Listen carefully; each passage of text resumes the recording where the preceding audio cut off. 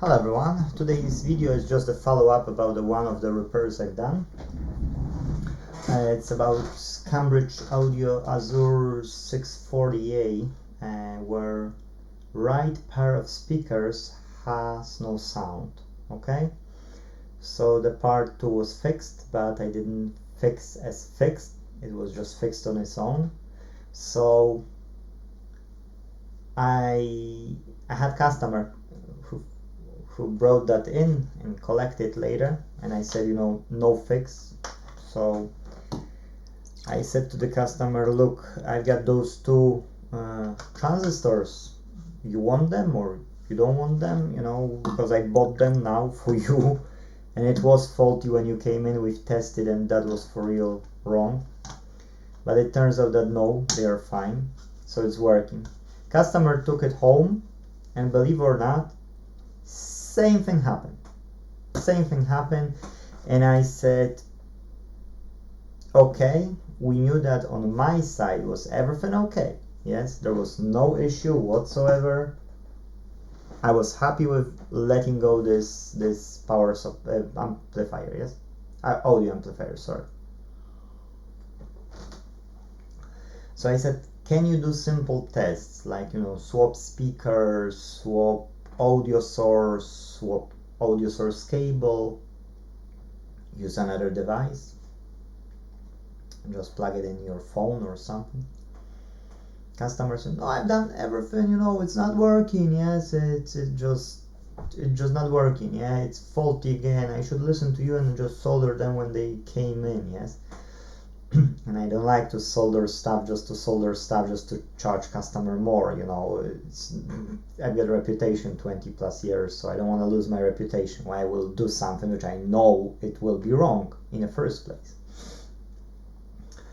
I only said that I've got no voltage output because when I was touching with my probes to those points, I didn't have. But the space over there was awkward, so I had to open more this amplifier to have a decent access, to scrub a bit, to touch probe to the transistor. And then when I've done it, everything was okay. Yes, when I've opened it, because it was lying for the time when the parts arrived. So I did check and I knew I was right. I knew that I don't have to do anything else. If that would happen, then that would be a different type of fault. And so customer said that he tested everything, he just can't test anything else, he tested everything and it's fault. I said, okay, what we can do is I can, when I will be the next time at Edinburgh, I can just go to you, and check it out. And so I went and really what he was saying was true. There was no sound in one of the speakers because there's A, B, or A plus B speakers, as I have in my one as well. And so I said, okay, not a problem, let's check for speakers. So I've checked speakers and it was the same, nothing changed, completely. So both speakers, although one was working, on the second channel it didn't work. Then I've checked the audio cable, which is connecting the CD he had with the amplifier. So I've tested one side, I plugged it off and it was playing, yes. And I plugged in the second one and it was for real not playing. So now what would tell me is either there is a problem with that second channel, or again it's a problem with a wire which is going from the CD, or the problem with a CD, yes.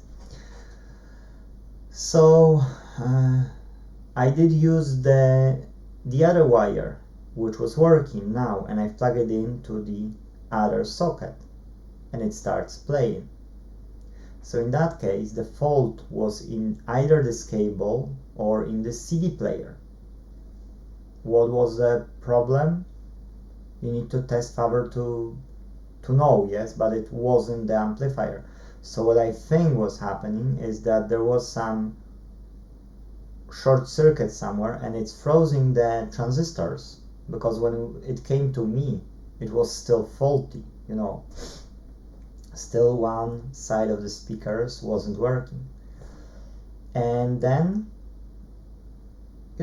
it's a fix, because now it's the amplifier is fine, and I did right to not replace these transistors. Yes, I did right. I would lie the customer if I would say, yeah, you have to fix it, and then customer would pay for that repair more. Yes, and then customer would pay me extra to go to him, to fix it. So customers start to change cables, and one alignment was fine, so he heard and left and right on that cable. So I said, well, up to you. You can either leave this cable the way it is, or replace it with another one, or fix those, take off those plugs and just get another plugs. Yes, up to you. So customer just decided to let it go and just use it the way it is. But you see, we can do everything to make the most money, or we can do everything to help customers. And I'm building the right to repair, and I'm signing up those new shops with me, those repair shops, and I will need a feedback from every customer.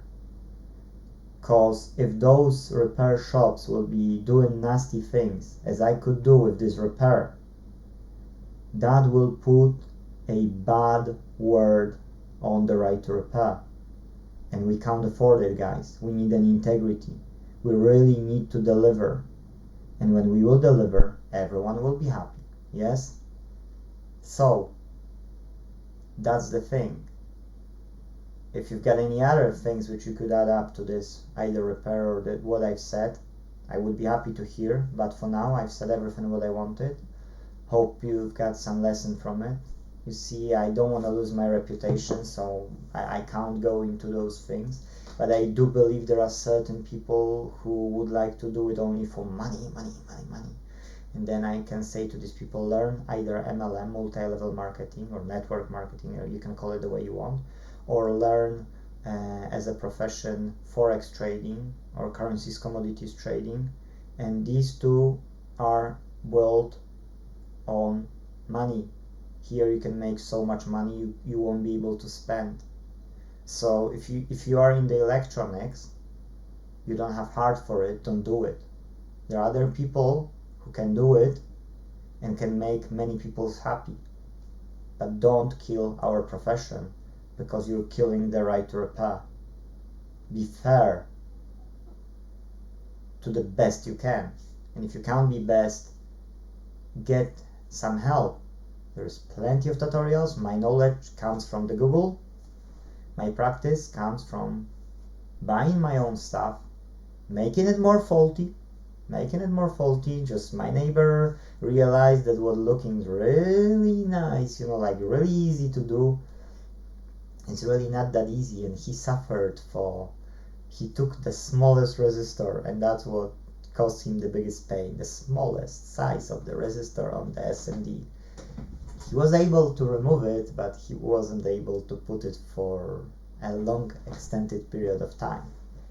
And he's seen that it can magnetize to your tweezers, it can magnetize to the picker, like a small this picker. Yes, I gave him the magnetizer. I told him to wipe the tweezers with IPA, isopropyl alcohol. But still he was struggling. Everything comes with a practice, yes? So that's it. My knowledge is really nothing great. I only have too much practice with it sometimes. And when I've got too little, I'm sacrificing my own money and I'm fixing or making more faulty my stuff. And then when I'm 100% sure I can do it for the customer, like this Xbox, I wouldn't do 2 years ago, probably I wouldn't take it from the customer. I wouldn't do it, because I know it's a number of pins on one side, like up to, let's say, 10 pins on one side, and you've got 10 pins on each of those 4 sides. So 30 odd pins is on this chipset. You can try to put it the right way, and believe me, it will be one time super flat, one time it will be like that, one time it will be right, but it will be like that, yes, misaligned. And then in some of the cases you can fix it with the soldering iron. Yes, in some of the cases you have to reuse the hot air, and each time you reuse the hot air, you overheating the main board. Keep it in mind. You can blow off some components, so it's not an easy job if you've got no practice. That's why practicing on customer stuff should never be the case. Yes, only if you can afford to pay that customer for that device should be the case. If not, take an insurance on the business, but how many times you can use that insurance and then you have to pay for it? So better use that money instead of having the insurance. Learn it yourself, do it, and then do the repairs for the customer. Guys, I hopefully I'm giving you here some good knowledge, but let's finish this video because already it has 10 minutes, over 10 minutes, 11 minutes. So yeah, that's it what I wanted to say. So Cambridge Audio Azure was fixed, and it was fixed just because it unfreezed the transistors, but I didn't do it. I was just recognizing that it's not the issue. Yes, so I shouldn't even open it, to be true. Yes, if I wouldn't read out of my mind, have a glass bowl or something and see that the problem was in the cables, not in the Azure. Yes, Cambridge. Guys, thank you for sticking with me. Hopefully you've got good time here. If no, tell me in the comments what I can change. That's it. See you in the next video. Bye bye.